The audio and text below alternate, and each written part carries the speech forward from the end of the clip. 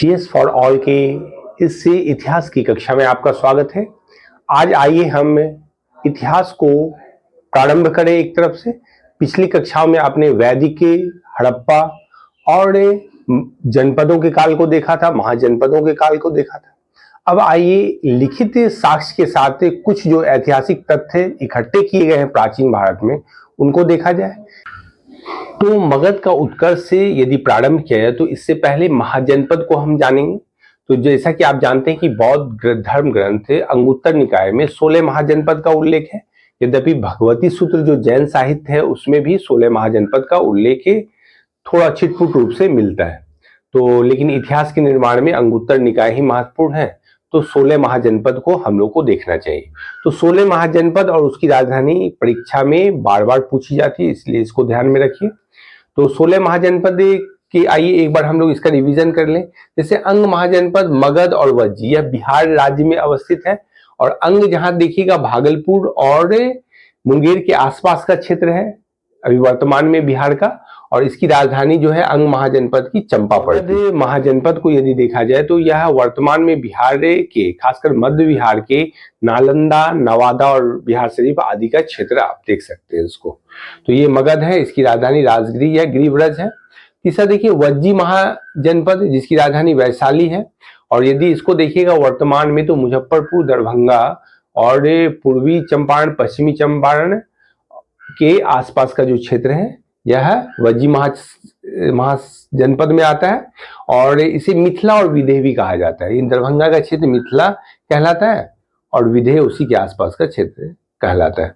काशी देखा जाए, काशी, वत्स, मल्ल, सूरसेन, पांचाल और चेदी का भी भाग देख लीजिए, और कौशल जिसकी राजधानी श्रावस्ती है। तो ये जो महाजनपद हैं ये आपको वर्तमान में उत्तर प्रदेश के बड़े भाग में पाए जाते हैं।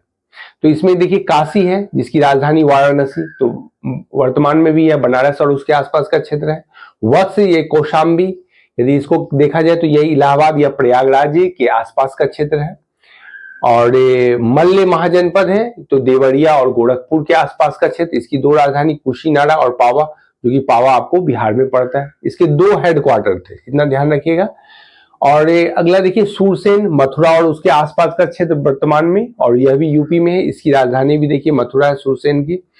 पांचाल जो है ये पश्चिमी यूपी का भाग है, मतलब मुजफ्फरनगर, सहारनपुर, बरेली के आसपास के क्षेत्र को देख सकते हैं। तो यह अरिक्षेत्र और काम्पिल इसकी दो राजधानी है।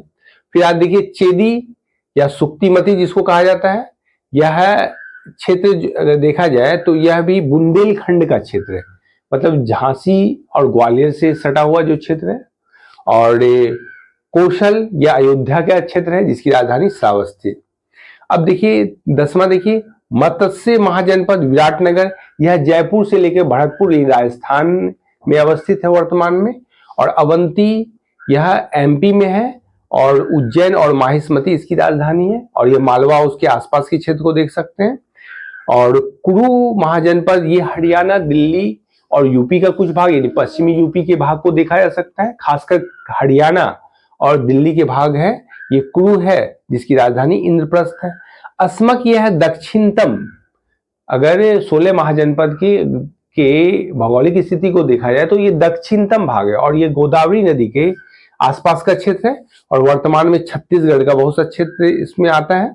और इसकी राजधानी पोतन या पोटली है। गांधार है महाजनपद जिसकी राजधानी तक्षशिला है, और यह कश्मीर के आसपास का भाग है जो वर्तमान में अगर देखा जाए तो पाकिस्तान में अवस्थित है।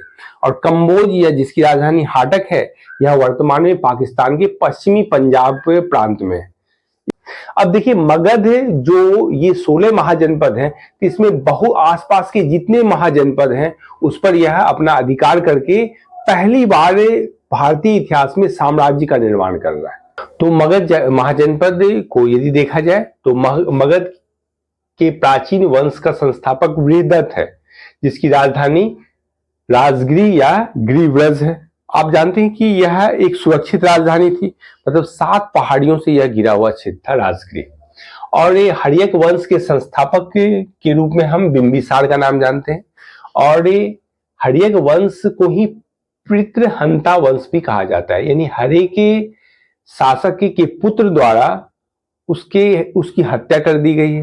जैसे आप इसमें देखिए प्रमुख रूप से बिंबिसार, अजातशत्रु, उदयन और अंतिम शासक नागदशक आते हैं। तो इसके संस्थापक हैं अगर देखा जाए तो कौन, हर्यक वंश या पृथहंता वंश के संस्थापक बिंबिसार। 544 बीसी में ये गद्दी पर बैठे थे और यह बौद्ध धर्मावलंबी थे, इतना ध्यान रखिए। और प्रथम भारतीय शासक जिसने प्रशासनिक व्यवस्था पर बल दिया। तो देखिए इनके कार्य क्या क्या रहे, तो अंग पर यह अधिकार कर लिया गया, बिंबिसार के द्वारा अंग पर अधिकार कर लिया गया और अंग के शासक जो थे ब्रह्मदत्त, उसकी हत्या कर दी गई। तो अब देखा जाए तो ब्रह्मदत्त की हत्या होती है और अंग मगध का भाग बन जाता है। तो इन्होंने राजगृह का निर्माण कराया था, ये भी ध्यान रखिए। राजवैद्य जीवक को अवंती के शासक चंद्र प्रद्योत के पांडु रोग की चिकित्सा हेतु अवंती भेजा। तो यानी क्या, अपने राज्य का विस्तार अगर देखिए तो मैत्री संबंधों के द्वारा भी किया। तो अवंती का क्षेत्र यदि आप देख रहे हैं यहाँ पर, तो अवंती उज्जैन या महिष्मती, तो अगर देखा जाए तो मगध का इसके साथ एक अच्छा संबंध स्थापित होता है और किसके द्वारा, मैत्री संबंध के द्वारा। और यहाँ क्या है, इन्होंने जीवक जो राजवैद्य थे और ये कहा जाता है ये अनाथ पुत्र थे और जिनका राजा के द्वारा ही लालन पालन किया जाता है, जिसके कारण जीवक को एक राजनीतिक संबंध स्थापित करने के लिए उज्जैन या महिष्मती को भेजा जाता है। तो इसको यार पांडु रोग की चिकित्सा हेतु अवंती भेजा गया था। चौथा देखिए, वैवाहिक संबंधों द्वारा भी इन्होंने राज्य विस्तार किया। तो इन्होंने 3 महत्वपूर्ण क्षेत्रों की राजकुमारी से विवाह किया। जैसे देखिए पहला जो शादी किया था इन्होंने, बिंबिसार ने महाकोशला देवी से शादी किया, जो कि कौन थी, कौशल नरेश प्रसेनजीत की बहन थी। दूसरा देखिए चेलन्ना, वैशाली नरेश से चेटक की पुत्री थी। आप इससे पहले की कक्षा में पढ़े क्या, महावीर स्वामी की जो मां थी वह चेटक नरेश की बहन थी, त्रिशला बहन थी। और यहां पर क्या है, बिंबिसार ने चेलन्ना से विवाह किया जो कि वैशाली नरेश चेटक की पुत्री थी। तो याद रखिएगा, पुत्री यहां है और बहन महावीर स्वामी की मां है त्रिशला। तीसरा देखिए क्षेमा, जो कि मध्य प्रदेश यानी पंजाब क्षेत्र की राजकुमारी है क्षेमा। तो यानी महाकोशला देवी, चेलन्या और क्षेमा से विवाह कर वैवाहिक संबंधों द्वारा राज्य का विस्तार बिंबिसार ने किया था। अब दूसरे देखिए शासक का नाम है अजातशत्रु। इन्होंने 493 बीसी में मगध की गद्दी पर बैठा और यह भी प्रारंभ में जैन धर्मावलंबी थे लेकिन बाद में बौद्ध हो गए, ऐसा कहा जाता है। और आप जानते ही प्रथम बौद्ध संगीति जो कि 483 बीसी में बुद्ध के महापरिनिर्वाण के समय हुआ था, उस समय जो प्रथम बौद्ध संगीति कराई गई थी इन्हीं के शासनकाल में हुआ था। अजातशत्रु के शासनकाल में राजगृह में सप्तपर्णी गुफा में। तो याद रखिए इनका नाम क्या है, कुनिक कहा जाता है। इन्होंने बिंबिसार की हत्या कर राजगद्दी को प्राप्त किया था। अब देखिए अगला अगर देखा जाए तो इनकी उपलब्धि को देखा जाए तो इन्होंने 32 वर्ष तक मगध पर शासन किया और मंत्री वर्षकार की सहायता से वैशाली को विजय किया। यानी मतलब लिच्छवी भी अब देखा जाए तो वज्जी जो है महाजनपद वो इनके अधीन आ जाता है। अगला देखिए रथ मूसल और महाशिला कंटक जैसे अगर देखा जाए तो एक प्रकार से ये प्रक्षेपास्त्र थे। तो प्रक्षेपास्त्र के रूप में जाना जाता है महाशिला कंटक, यानी बड़े बड़े बोल्डर जो है वह गुलेल की तरह एक यंत्र पर लगा के वो शत्रु पर प्रहार करते थे। तो इसी को महाशिला कंटक कहा गया। और रथ मूसल है मतलब एक प्रकार से टैंक को कहा जा सकता है। अगला देखिए अजातशत्रु की हत्या उदयन के द्वारा कर दी गई और यह 461 बीसी में राजगद्दी पर आसीन हुए। और इनकी महत्वपूर्ण उपलब्धि थी पाटलिपुत्र नगर की स्थापना। तो पटना की जो प्राचीन काल में स्थापना किया गया था वो उदयन के द्वारा किया गया था। और यह जैन अनुयायी थे, जैन धर्मावलंबी थे। और देखिए इनके अंतिम में जो शासक के रूप में नाम आता है नागदशक का। तो नागदशक जो उदयन का पुत्र था उसने मगध पर शासन किया और वह अगर देखा जाए तो पृथहंता वंश या हर्यक वंश का अंतिम शासक नागदशक। तो इस तरह 2 फैक्ट आप एकदम महत्वपूर्ण है, याद रखिए। पहला क्या है, संस्थापक बिंबिसार, और अगर अंतिम शासक पूछा जाए हर्यक वंश का तो वो कौन, नागदशक। आइए हम अब बिंबिसार को जैसा देखे थे, अजातशत्रु को देखें, उदयन को देखा गया और फिर आप अंतिम शासक नागदशक को देखे। तो यानी हर्यक वंश के संस्थापक बिंबिसार और अंतिम शासक नागदशक, ये दो महत्वपूर्ण हैं, इनको याद रखिए। नागदशक के जो अमात्य यानी मंत्री शिशुनाग ने ही नागदशक की हत्या कर दी और देखा जाए तो शिशुनाग वंश की स्थापना की। तो याद ध्यान रखिएगा।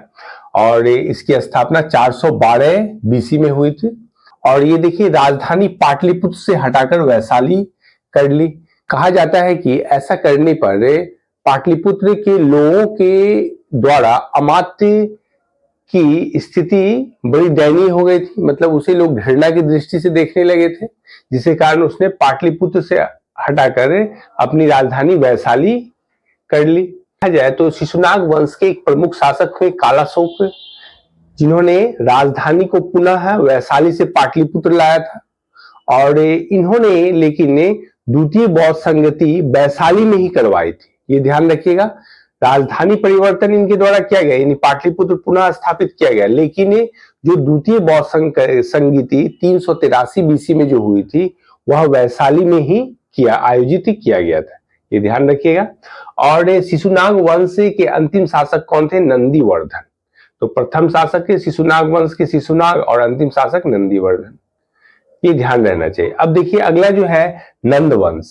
तो नंद वंश की स्थापना कहा जाता है कि दासी पुत्र थे महापद नंद, जैसा अनुश्रुतियों के अनुसार कहा जाता है।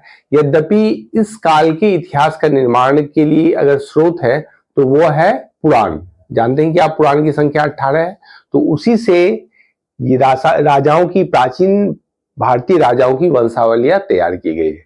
तो यहाँ देखिए नंद वंश के संस्थापक जो थे महापद नंद थे। कहा जाता है इन्होंने एक राट सर्व छत्रांता की उपाधि धारण की थी। इनके बारे में पुराण में लिखता है कि यह नापित पुत्र थे, मतलब ये नाय के पुत्र थे। तो मतलब कहा जा सकता है कि अब मगध पर देखा जाए तो उच्च कुल का शासन नहीं रहा। तो यही अंतिम शासक इसके घनानंद होते हैं, जो कि कहा जाता है नवानंद में एक घनानंद भी थे, और यह सिकंदर के समकालीन थे घनानंद। और चंद्रगुप्त मौर्य ने युद्ध में पराजित कर मौर्य वंश की नींव रखी थी, यानी घनानंद को चाणक्य की सहायता से चंद्रगुप्त मौर्य ने पराजित कर दिया और मौर्य वंश की नींव चंद्रगुप्त मौर्य के द्वारा रखी गई 322 ईस्वी में। तो इस तरह आपको इन हर्यक वंश, शिशुनाग वंश, नंद वंश के प्रथम और अंतिम शासक को ध्यान में रखना है।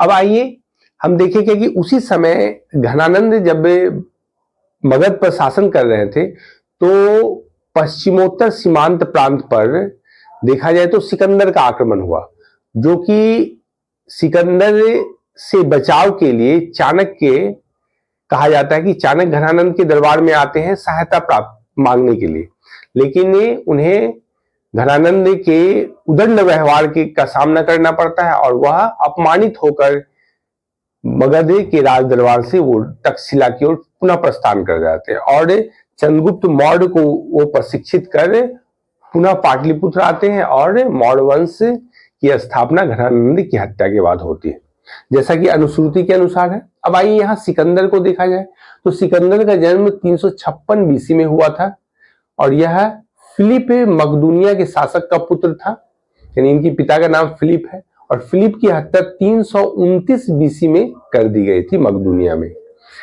और सिकंदर के गुरु का नाम अरस्तु है।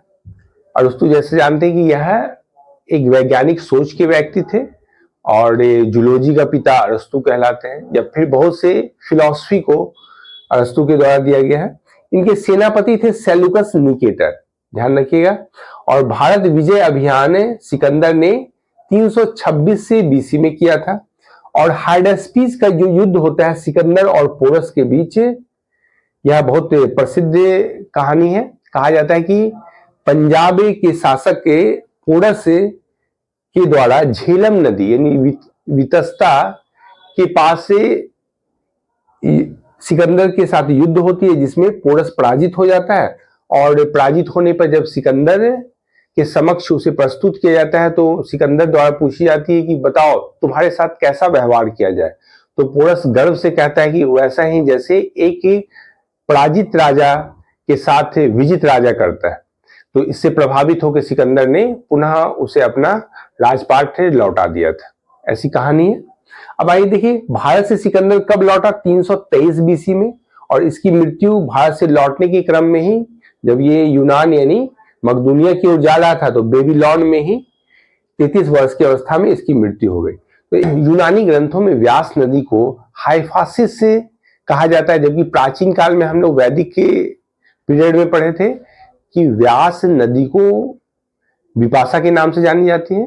तो कहा जाता है कि जब सिकंदर की सेना हाइडेस्पिस के युद्ध के बाद मतलब भारत के आंतरिक प्रदेश में प्रवेश करने यानी व्यास नदी को पार करने वाली थी, तो उसी समय उसके सेनापति एवं अन्य सैनिकों के द्वारा विद्रोह कर दिया जाता है कि अब हम लोग युद्ध कार्य को छोड़ना चाहते हैं और पुनः अपने देश लौटना चाहते हैं। तो कहा जाता है कि सिकंदर की सेना वहीं से वापस लौट गई। तो भारत से लौटने का तिथि है 323 बीसी में, और इसके जल सेनापति नियार्कस थे। जैसा कि आप इतिहास के स्रोत में पढ़े हैं कि नियार्कस से आनेसिक्रिटस और अरिस्टोबुलस, ये तीन जो यात्री थे, इन्होंने भी अपना यात्रा वृत्तांत दिया है, और यह सिकंदर के साथ ही भारत आए थे, जिसमें जल सेनापति नियार्कस था। और इनका एक प्रिय घोड़ा था सिकंदर का, उसका नाम था बाउ केफला, जिसके मृत्यु के बाद सिकंदर जब भारत से लौटते हैं तो कहा जाता है कि झेलम के किनारे, वितेस्ता के किनारे एक बाउ केफला नगर की स्थापना की जाती है। और सिकंदर का नाम अलेक्जेंडर था, अंग्रेजी में इन्हें अलेक्जेंडर द ग्रेट कहा जाता है। महान की उपाधि, सिकंदर महान की उपाधि दी जाती है। तो इस तरह आप मगध साम्राज्य के उत्कर्ष और सिकंदर से परिचित हुए। इसको बार बार रिवीजन कीजिए और इससे संबंधित जो प्रश्न एग्जाम में आए हैं उनको बनाने की कोशिश कीजिए। अब देखिए इसमें क्या, सिकंदर में आप ध्यान रखिएगा 356, 326 और 323 यह तिथि बार बार परीक्षा में पूछी गई है। मतलब 356 में इनका जन्म हुआ है, 326 यदि आप देखिए तो सिकंदर का भारत विजय अभियान हुआ है, और 323 जो है भारत से यह सिकंदर लौटे थे। तो इसके साथ ही आज की कक्षा समाप्त होती है। कल फिर हम मिलते हैं। धन्यवाद।